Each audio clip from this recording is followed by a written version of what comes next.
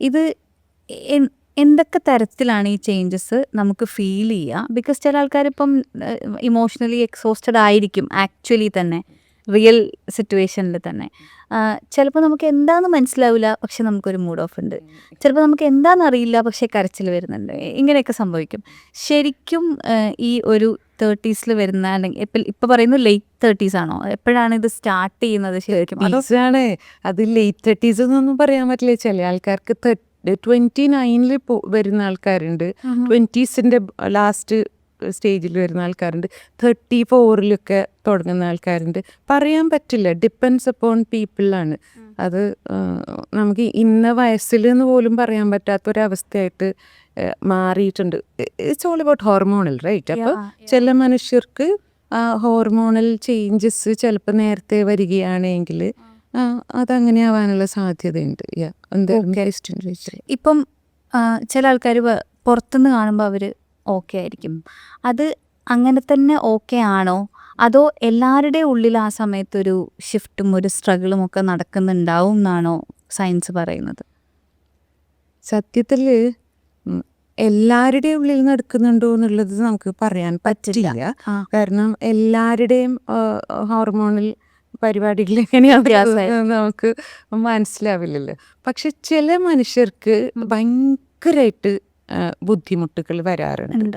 Okay, അപ്പോൾ ഇതെങ്ങനെയാ തുടക്കം എന്ന് ചോദിച്ചു കഴിഞ്ഞാൽ, ഞാൻ ചെയ്യുന്നത് ഒന്നും ആരും കാണുന്നില്ല, ഞാൻ പറയുന്നതൊന്നും ആരുടെയും ചെവിയിൽ വീഴുന്ന പോലുമില്ല, ഞാൻ ഒന്നും എനിക്ക് എന്നെ ആരും വില വെക്കുന്നില്ല, എൻ്റെ വേദനകൾ ആരും കാണുന്നില്ല എന്നൊക്കെ ഇങ്ങനെ നമുക്ക് ഫീൽ ചെയ്യുന്ന സമയത്ത് ഒരു അൺസീൻ അൺഹേർഡ് ഒരു ഫീലിംഗ് ഉണ്ടാവില്ലേ, അത് നമുക്ക് തോന്നുന്ന സമയത്ത് നമുക്ക് പിന്നെ നമുക്ക് ഉണ്ടാവുന്ന കാര്യം ദേഷ്യമാണ്.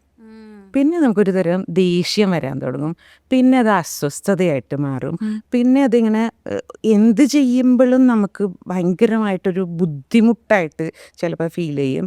ഒരു പാത്രങ്ങളൊക്കെ കഴുകുമ്പോൾ നമുക്കിങ്ങനെ ഭയങ്കരമായിട്ട് ഇങ്ങനെ ഒരു ദേഷ്യമൊക്കെ വരും. പിന്നെ one fine day we realise that this is not about പാത്രം, ഇത് പാത്രം കഴുകുന്നതിനോടുള്ള എൻ്റെ ദേഷ്യമല്ല, ഇതെന്തോ വേറെന്തോ പ്രശ്നമാണെന്നുള്ളത് നമ്മളിങ്ങനെ മെല്ലെ മനസ്സിലാക്കി തുടങ്ങും. അത് ഇപ്പോൾ എൻ്റെ ഉമ്മെല്ലാം പറയാൻ എന്താണെന്നറിയോ, നീയും നിൻ്റെ മോളും ഈ സൈക്കോളജിയിൽ ഇറങ്ങിയതിന് ശേഷമാണ് ഈ ചുറ്റുമുള്ള മനുഷ്യർക്ക് മുഴുവൻ പ്രശ്നം കാണുന്നുള്ളത്. എല്ലാവരും പ്രശ്നം പറഞ്ഞിട്ട് നിങ്ങളടുത്തേക്ക് വരുന്നത്, നിങ്ങളിത് ഫസ്റ്റ് മതിയാക്കണം എന്ന് പറയും. അപ്പോൾ മിനിഞ്ഞാന്നിത് ഞങ്ങൾ ഇങ്ങനെ പറഞ്ഞുകൊണ്ടിരിക്കുമ്പോൾ എൻ്റെ കസിൻ സിസ്റ്റർ കൂടി വന്നു. കസിൻ സിസ്റ്ററും ഉമ്മാൻ്റെ സിസ്റ്ററും. അപ്പോൾ അവളാണെങ്കിൽ ഇപ്പോൾ 2 കുട്ടികളായി കഴിഞ്ഞതിന് ശേഷം PG ചെയ്യാൻ വേണ്ടിയിട്ട് ജോയിൻ ചെയ്തിട്ടുണ്ട്. അപ്പോൾ അവളോട് ഞാൻ പറഞ്ഞു, ഉമ്മ ഇങ്ങനെ പറഞ്ഞു എന്നോട് എന്ന് പറഞ്ഞു. അപ്പോൾ അവള് പറഞ്ഞ്, അതെങ്ങനെയാ അങ്ങനെ പറയാൻ പറ്റുക, ഇവർ രണ്ടാളും ഉള്ളത് കൊണ്ടല്ലേ ഇന്നയാൾ ഇപ്പം ശരിക്കും പറഞ്ഞാൽ സമാധാനത്തോടു കൂടി ജീവിക്കുന്നത്. അപ്പോൾ ഉമ്മ ശരിക്കും പറഞ്ഞാൽ ശരിയാണല്ലോ എന്നിങ്ങനെ വിചാരിച്ചു. അപ്പം നമ്മളെപ്പോഴും വിചാരിക്കുന്നത് ഇത് മറ്റു മനുഷ്യർ പറഞ്ഞിട്ടുണ്ടാക്കുന്നതാണെന്ന്, പക്ഷെ ആക്ച്വലി അല്ല.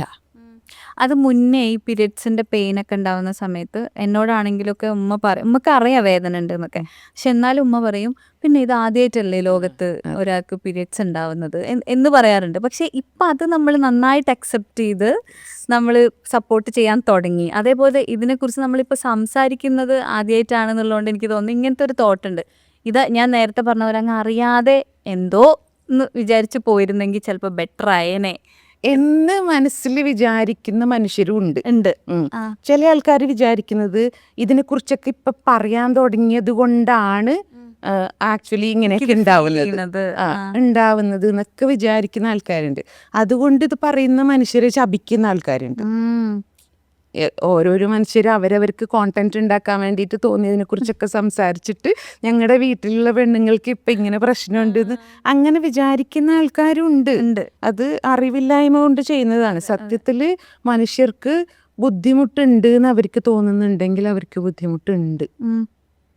ആരെങ്കിലും പറയുന്നോണ്ട് ഒരാൾക്ക് ബുദ്ധിമുട്ടുണ്ടാവുകയാണെങ്കിൽ അത് ചിലപ്പോൾ ഒരു 2% ആയിരിക്കും, അത്രേ ഉണ്ടാവുള്ളൂ. ബാക്കി 98% അവർക്ക് ഫീൽ ചെയ്യുന്നു, ഉള്ളിൽ ഫീൽ ചെയ്യുന്ന സംഭവം തന്നെയാണ് ബുദ്ധിമുട്ട് എന്ന് പറയും. എത്ര മനുഷ്യനെ അഭിനയിക്കാൻ പറ്റും. ബിഗ് ബോസ് എന്ന് പറയുന്നൊരു സംഭവമുണ്ട്. ഞാൻ വേറൊരാളായിട്ട് അവിടെ നിൽക്കും, ഞാൻ എൻ്റെ സ്വഭാവം ഒന്നും കാണിക്കില്ല എന്നൊക്കെ വിചാരിച്ചിട്ടാണ് പോകുന്നതെങ്കിലും 4 ദിവസം കഴിയുമ്പോൾ സ്വന്തം സ്വഭാവം പുറത്തു വരും. അത് തന്നെയാണ് നമുക്ക് അഭിനയിക്കാനൊന്നും അങ്ങനെ പറ്റുമെന്നല്ല അത് ശരിയാണ്. ജീവിതത്തിൽ.